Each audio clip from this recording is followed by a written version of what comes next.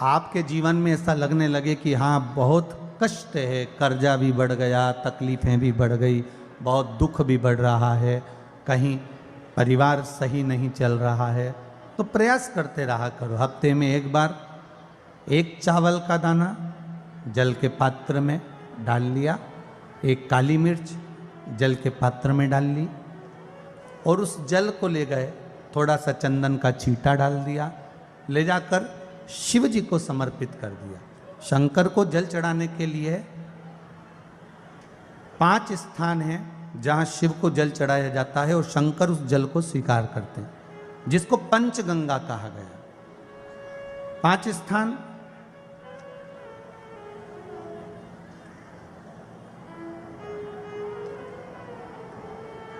अच्छे से समझ लीजिएगा, जब भी शिव मंदिर में जाएं तो ये 5 स्थान शिव को जल चढ़ाने के लिए ये रखा है। शिवलिंग, गोल जलाधारी, ये चरण जहाँ से पानी नीचे की ओर जाता है। शंकर भगवान के 13 बच्चे हैं, 13 की 13 बच्चे, शिव जी का संपूर्ण परिवार, 33 कोटि देवता, 64 योगनियाँ, सब शिवलिंग के आसपास में। आप शंकर जी के मंदिर में जाकर ये कभी ना विचार करना कि पार्वती जी को ढूंढना पड़ेगा या गणेश जी को ढूंढना पड़ेगा या कार्तिकेय जी को ढूंढना पड़ेगा या भैरव को ढूंढना पड़ेगा। हमें शंकर के मंदिर में जाकर किसी देवता को ढूंढने की जरूरत नहीं है। जहां शंकर भगवान का शिवलिंग रखा हुआ है वो माता जी का हस्तकमल है, माता पार्वती जी का स्थान है। जहां शिवलिंग रखा है वो शंकर भगवान है। जहां जलाधारी है उस जलाधारी के पास में जहां पानी बहता है बीच में अशोक सुंदरी का स्थान है। जहां से पानी बह रहा है उसका राइट भाग वहां गणेश जी का स्थान है, लेफ्ट भाग कार्तिकेय जी का स्थान है। शंकर भगवान के ऊपर जो जल गिर रहा है वो शंकर भगवान की 5 लड़कियां, जया, विषहरा, शामली बारी, दौतली, देव, ये शंकर जी की 5 बेटियां ऊपर हैं। जहां से पानी बहकर उस निकासी से, जहां नाली बनी रहती है, पानी जहां से निकलकर बाहर मंदिर के जा रहा है वो 33 कोटि देवताओं का स्थान है। इसलिए सारे मंदिरों की परिक्रमा हो सकती है पर शंकर जी के मंदिर की परिक्रमा नहीं करते, क्योंकि वो जल जो जा रहा है वो 33 कोटि देवताओं का स्थान है, उसको हम लांघ नहीं सकते। वो स्थान जल चढ़ाते समय आप इसका स्मरण रखें। पानी का जब पात्र लेकर जाते हैं मंदिर के अंदर, सबसे पहले शिव जी का जो जलाधारी है उसमें राइट भाग पर अपनी मनोकामना कर कर जल चढ़ाएं, फिर लेफ्ट भाग में चढ़ाएं रोग मुक्ति के लिए। अशोक सुंदरी की जगह पर चढ़ाएं, ये तीसरा स्थान। चौथा स्थान माता पार्वती जी का जो कटी भाग है जहां पर शिवलिंग रखा हुआ है उस भाग पर जल चढ़ाएं, चौथा भाग। 5वां भाग शंकर जी के ऊपर चढ़ाएं। ये 5 जगह पर जल क्रम वाइज चढ़ाएं। आप लोग जाते हो डायरेक्ट जाकर शंकर जी पे जल उंडेल करा जाते हो, सीधे गए और शिव जी पे जाकर आपने जल चढ़ा दिया। हमारे यहाँ शास्त्र कहता है जैसे अपन देवताओं की पूजन करते हैं तो पंडित जी सबसे पहले पूजन किसकी कराते हैं? जम के बोलो जरा, गणेश जी की। गणेश जी के बाद पूजन कराते कराते कराते कराते कराते कराते आगे के सारे देवता कराते कराते कराते कराते फिर इन पर पहुंचते हैं। आप डायरेक्ट मूल पूजन कराते कराते कराते कराते कराते कराते आगे के सारे देवता कराते कराते कराते कराते फिर मूल पूजन पर पहुंचते हैं। आप डायरेक्ट मूल पूजन पे पहुंच जाते हो। और सरल भाषा में समझ लो, जितनी सरल भाषा में समझोगे ना उतना अपने जीवन में उतर जाएगा। इस छत के ऊपर आपको चढ़ना है, निशानी रखी है,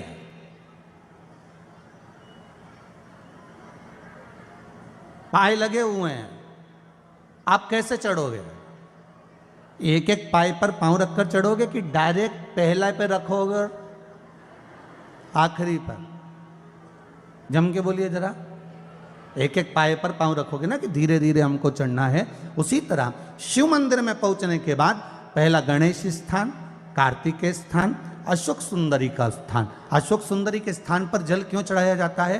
क्योंकि भगवान शंकर की सबसे छोटी लड़की जो है वो अशोक सुंदरी है। और ये जो छोटी लड़की है अशोक सुंदरी, ये नारी को अखंड सौभाग्यता का वर प्रदान करती है। कौन सी नारी को? किस नारी को अखंड सौभाग्यता देती है? तो महाराज शास्त्र कहता है जिस नारी के भाग्य में लिखा होता है कि उसको वैधव्य होना है, इसके पति को समाप्त होना है। अगर वो नारी अशोक सुंदरी वाली जगह पर जल चढ़ा देती है तो पति पर अगर काल भी मंडरा रहा होता है तो माँ अशोक सुंदरी महाकाल से कहकर काल को टाल देती है। वो अशोक सुंदरी का स्थान, वो माता अशोक सुंदरी का स्थान।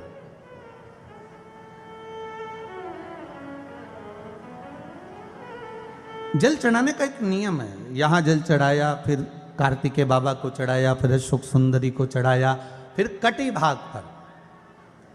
ये कटी भाग बड़ा विशेष भाग है महाराज, बहुत बहुत ध्यान दीजिएगा।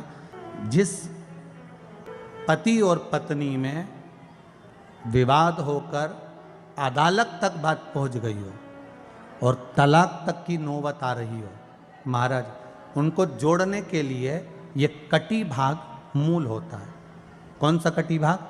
जहां पर शिवलिंग रखा है, जहां शिवलिंग रखा है ये कटी भाग मूल होता है। कहते हैं 5 सोमवार, लिंग पुराण वर्णन कर रही है, 5 सोमवार कटी भाग पर जहां शिवलिंग रखा हुआ है, 3 उंगली में मक्खन लेकर कटी भाग पर मात्र फेर देने पर और उस पर 7 जगह चंदन लगा देने पर पति और पत्नी का संबंध कभी समाप्त नहीं हो सकता, वो जुड़कर ही रहेगा, प्रेम बढ़कर ही रहेगा। कटी भाग का बड़ा बड़ा महत्व है महाराज। शिवलिंग के कटी भाग पर स्वयं मां जगतजननी जगदम्बा अपने हस्त कमल पर भगवान शिव को झेली हुई। अपने दुख को, अपनी तकलीफ को, अपने कष्ट को किसी दूसरे के दरवाजे पर जाकर कभी मत करो, कभी मत।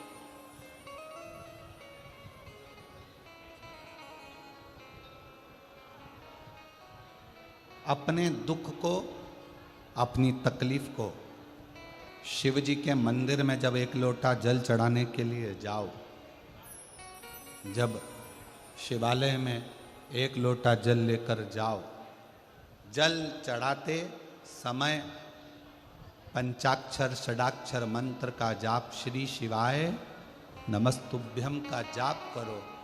और जब शिवलिंग जलाधारी, ये चरण जहाँ से पानी बहकर नीचे गिरता है, वहाँ अपने हाथ को लगाकर अपने दुख को, अपनी तकलीफ को शंकर के उस अशोक सुंदरी गणेश कार्तिकेय के स्थान का स्पर्श करते हुए बाबा से जरूर कहो कि जैसे ये तुम्हारी बेटी है उसी तरह मैं तुम्हारी बेटी हूँ, जैसे तुम्हारे ये बेटे हैं वैसे मैं तुम्हारा बेटा हूँ। इनके दुख को आपने मिटाया था, मुझे भी अपनी बेटी मानकर मेरे दुख को मिटा दीजिए, मेरे दुख को समाप्त कर दीजिए। किसी से मत कहो पर शिव से कहो, शंकर से।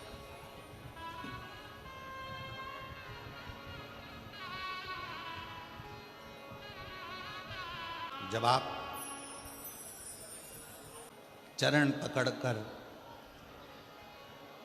अशोक सुंदरी की जगह पर अपने हाथ का स्पर्श कर कर, गणेश कार्तिकेय के स्थान का स्पर्श कर कर शिव से कहोगे तो शंकर अपनी औलाद आपको बनाएंगे और अपनी पुत्री समझकर आपका दुख जरूर मिटाएंगे। बैसाख का महीना चल रहा है, शंकर के शिवालय में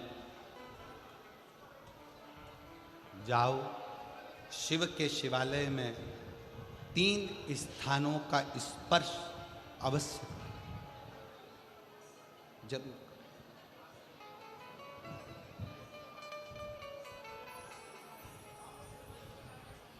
किसी किसी मंदिर में शंकर जी के शिवलिंग को छूने नहीं देते, जैसे दक्षिण साइड में, साउथ में। तो अपने ही घर में जो शिवलिंग है उसके 3 स्थानों का स्पर्श अवश्य समझिए।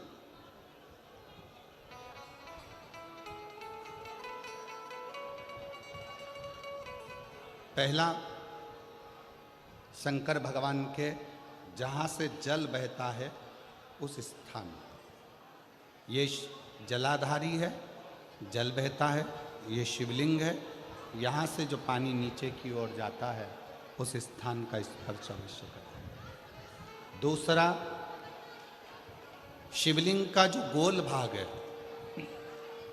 उस गोल भाग में कहीं पर भी अपनी हथेली का स्पर्श अवश्य करें।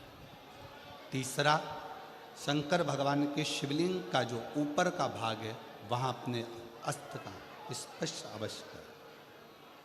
तीनों स्थान पर ब्रह्मा, विष्णु और महेश का स्मरण करते हुए जब वैशाख महीने में आप शंकर भगवान को जल समर्पित करें।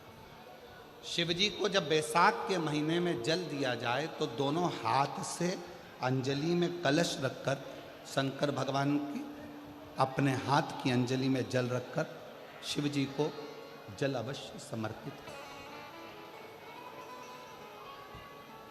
शिवरात्रि के वैशाख महीने की शिवरात्रि पड़े, वैशाख महीने की प्रदोष पड़े तो एक बेलपत्र शंकर को अवश्य समर्पित करें। मान लो गर्मी बहुत तेज है, पेड़ों पर बेलपत्र नहीं मिले तो एक दुर्वा शिव को अवश्य समर्पित करें। मान लो बहुत तेज गर्मी पड़ने पर, या रतनगढ़ में तो हम देख रहे हैं रजी रज धूली धूल इतनी है, मिट्टी इतनी है कि यहाँ तो दुर्वा मिलना भी बड़ा मुश्किल है, तो एक चावल का दाना शिव को जरूर समर्पित करो।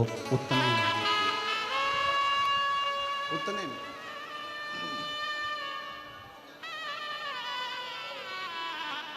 और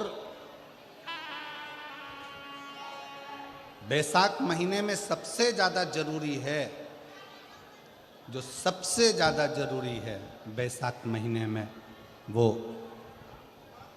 जलाशय अर्थात अपने घर के नज़दीक में कोई पानी का स्थान हो, जलाशय हो, वहाँ का जल शिव को समर्पित करना, या शिव के नंदी के पास में। और हम तो कहेंगे शंकर का नंदी केवल मंदिर में मत देखो, आपके घर के आसपास में हमारे मारवाड़ की पहले की रीति रही है। राजस्थान में बहुत सालों पहले, जब लगभग 19 से 20 साल पहले हम फलोदी में आए थे, 20 साल पहले, और 20 साल पहले जब हम फलोदी में आए थे राजस्थान में, तो हमने उस फलोदी राजस्थान में देखा था कि प्रत्येक घर के बाहर पत्थर का एक छोटा सा कुंडा जैसा होता। दो चीजें हमने फलोदी राजस्थान में प्रत्येक घर के बाहर 20 साल पहले देखी थी। एक इतना बड़ा कुंडा पत्थर का जिसमें लोग भोजन रख देते हैं, और एक बड़ा सारा कुंडा जिसमें लोग पानी भर देते हैं, जिससे चिड़िया, पशु। शिव जी को तो जल समर्पित करो,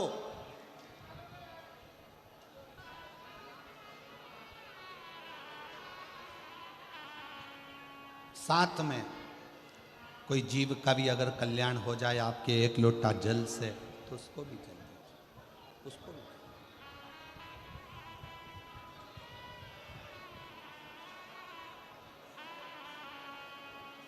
शंकर भगवान ओघड़दानी शिव, जिनका चढ़ा हुआ जल केवल मात्र स्पर्श, आचमन, दर्शन आपका और हमारा कल्याण कर देता। उत्तर प्रदेश में एक व्रती ब्राह्मण रहता था। वो व्रती ब्राह्मण साधारण नहीं था, उसका व्रत बड़ा प्रबल था। व्रत का मतलब ये नहीं होता कि आप भूखे रहो।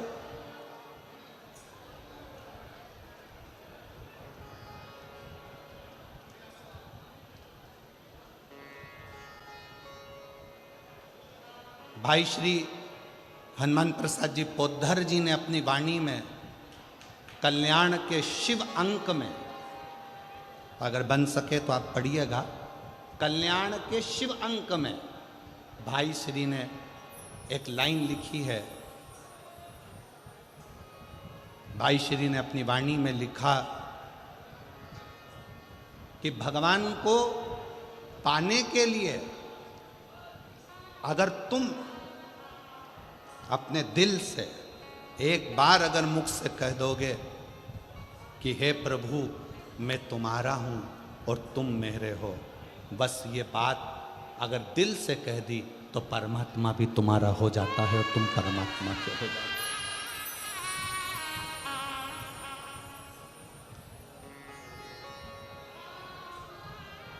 जरूरी नहीं कि उपास करोगे तो भूखे रहना पड़ेगा। व्रती का मतलब क्या होता है? व्रती का मतलब क्या है?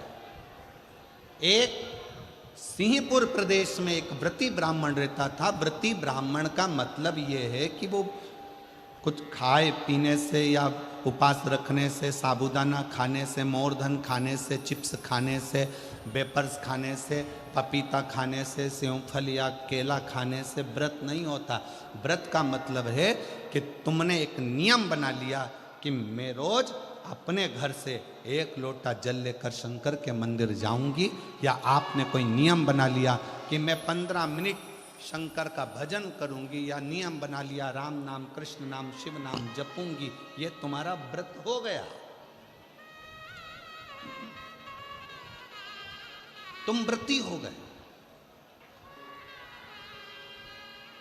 ये व्रत तुमने धारण कर लिया।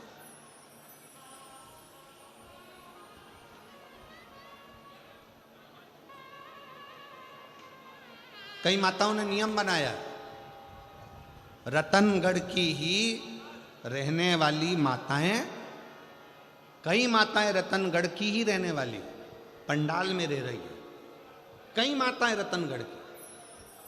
उसने नियम लिया कि मुझे 7 दिन कथा सुनना है।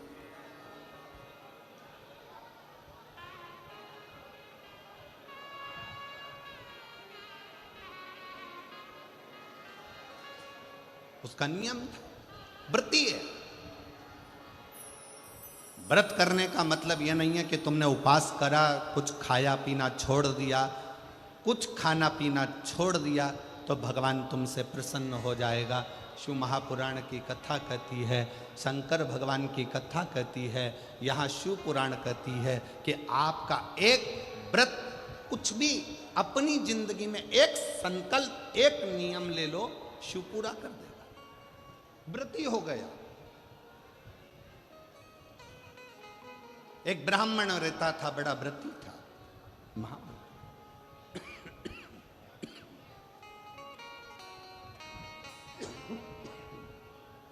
और वो महाव्रती ब्राह्मण, उसकी पत्नी और उसकी बेटी बहुत सुंदर थी। देवलोक की अप्सराएं उसके सामने फीकी थी। ब्राह्मण को ना पत्नी गिनती थी, ना बेटी गिनती थी, ना पत्नी गिनती, ना बेटी।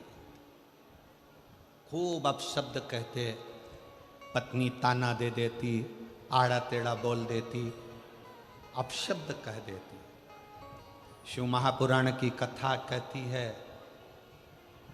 तुम्हारे बच्चे घर में जन्म ले लेना, बच्चों का जन्म आपके घर में हो गया ना, तो पति से निवेदन है, पत्नी को गाली देकर बात ना करे, और पत्नी से निवेदन है, पति को अपशब्द कहकर बात ना करे, नहीं तो आपका बुढ़ापा बिगड़ेगा जरूर। बुढ़ापा जरूर बिगड़ेगा। कारण क्या है?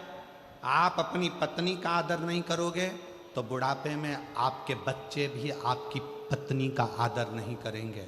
आप अपने पति का आदर नहीं करोगे तो बुढ़ापे में आपके बच्चे आपके पति का आदर नहीं करेंगे, और तुम दोनों का बुढ़ापा धीरे धीरे धीरे धीरे बेकार हो जाएगा। बेकार।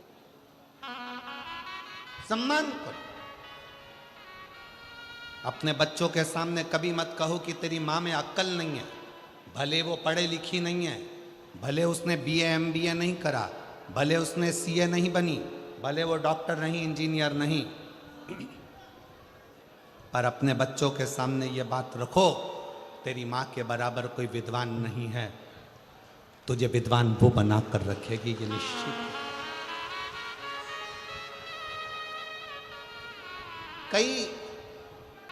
कई माता पिता अपने बच्चों के सामने अपने को ऊंचा दिखाने के चक्कर में अपने पिता को अपशब्द कर, तेरे बाप में तो अकल नहीं है, रत्ती भर की अकल नहीं है, बच्चों के लिए कमाते बन नहीं रहा, यहां वहां घूमता रहता है, तेरा बाप तो पगला है। इस तरह के शब्द जब हम अपने बच्चों के सामने कहते हैं तो बच्चों की दृष्टि में पिता का मान घटते जाता है। कई पिता अपनी पत्नी के लिए कह देते हैं, तेरी माँ में अकल नहीं है, गंवार है, इसका पूरा खानदान बेकार है, पढ़े लिखे तो है नहीं, पूरे ढोर हैं, अकल नहीं है। हम अपने बच्चों के सामने जब पत्नी को इस तरह का शब्द कहते हैं, बच्चों की दृष्टि में वो माँ का सम्मान घटते जाता है। जाप करेंगे, नाम जाप करेंगे, स्मरण करेंगे तो थोड़ी ना थोड़ी अड़चन बीच में आएगी, आती है। और उसमें घबराना नहीं है, उस अड़चन में अपन को घबराने का काम नहीं है। एक बड़ा सुंदर व्याख्यान वर्णन है। मान लो किसी काम के लिए आप बहुत दिनों से लगे हुए हो और वो कार्य पूर्ण नहीं हो रहा, बहुत दिनों से लगे हो, मेरा ये कार्य होना चाहिए, मेरा ये कार्य होना चाहिए, मेरा ये कार्य होना चाहिए, और नहीं हो रहा। तो शिव महापुराण का एक बड़ा सुंदर सा भाव कहा, बहुत सुंदर सा भाव वर्णन किया कि बेलपत्र का जो नीचे का जो भाग होता है, बेलपत्र के जो नीचे का जो भाग है, इस नीचे के भाग में थोड़ा सा गाय का घृत, देसी गाय का थोड़ा सा घी घृत इस नीचे के भाग में लगा लेना चाहिए। ये उनके लिए भी है जो बहुत दिनों से कोई कार्य करना चाह रहे हैं पर हो नहीं रहा, बहुत दिनों से लगे हुए हैं, आज होगा, कल होगा, परसों होगा, कोई फाइल अदालत में अटकी हुई है, कोई प्रशासनिक कार्य अटका हुआ है, कोई कार्य अटक रहा है, उसके लिए बहुत जरूरी। नीचे की जो डंडी है उसमें घृत लगा लो, घी गाय का, और इस दो पत्ती और बीच की पत्ती के बीच का जो डंडी का भाग है, बीच की जो डंडी का भाग है, इसमें लाल चंदन लगा लीजिए, बीच के भाग में लाल चंदन। और किसी भी प्रदोष के दिन प्रातः से लेकर शाम तक के बीच में, प्रदोष काल के मध्य तक के बीच में कभी भी इस बेलपत्र को शंकर भगवान को, ये जो डंडी का मुख है, ये डंडी का मुख जलाधारी की ओर हो और इस बेलपत्र को शिव जी पर समर्पित कर दो। एक लोटा जल जो आप लेकर गए हो उसको 3 बार इसी बेलपत्र को चढ़ाने के बाद जो जल लेकर गए हो वो 3 बार अपनी कामना कर कर इस बेलपत्र पर समर्पित कर दो। इसी बेलपत्र को वापिस लेकर आ जाइए और अपने कोई भी स्थान पर, पूजन वाला आदि कोई भी स्थान हो, वहाँ उसको रखिए। 3 महीना तो जाने दो, अगर बाबा ने चाहा तो 15 दिन भी नहीं लगने देगा और कार्य की सफलता जरूर, कार्य की सफलता जरूर। शिव उपासना